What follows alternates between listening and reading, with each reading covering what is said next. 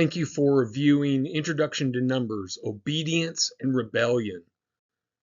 Welcome to our journey through the book of Numbers.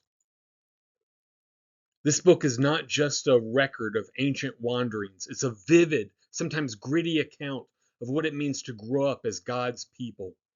As Eugene Peterson notes, quote, "Becoming a truly human community is a long, complex, messy business," end quote.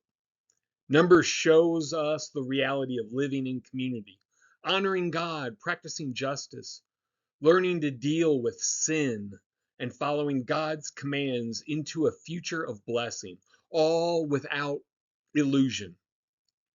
The Israelites' journey from Sinai to the edge of the promised land is a mirror for our own spiritual journey, full of both victories and setbacks. The one-word theme of Numbers is rebellions.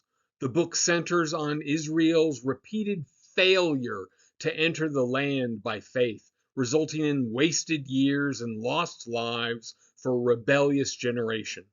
Numbers is a warning and a lesson.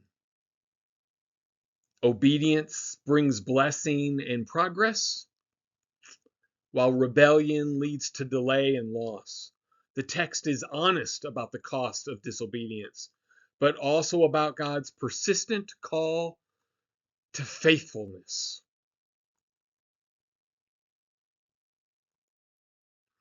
Numbers reveals God as patient, just, and faithful. He is not distant. He dwells among his people, guiding them with his presence, the cloud and the fire, as it were, providing for their needs and calling them to holiness. God's justice is seen in the consequences for rebellion, but his mercy is evident in his willingness to forgive and restore. The book also highlights the importance of leadership, the seriousness of sin, and the necessity of community accountability. As we study the book of Numbers, ask yourself, where is God calling me to deeper obedience? Obedience is not just about following rules, it's about trusting God's character, responding to his guidance, and living out love and justice in daily life. Like Israel, we face choices between faith and fear, trust and complaint, obedience and rebellion. Numbers invites us to examine our hearts and communities and to keep forward in faith. Take a moment and pause, self-reflection. What does obedience mean in your everyday life? How do you respond to God's instructions, especially when they challenge your comfort?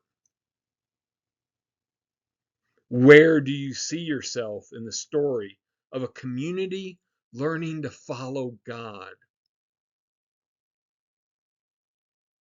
What is one area where you want to grow in obedience this month, this year, this day?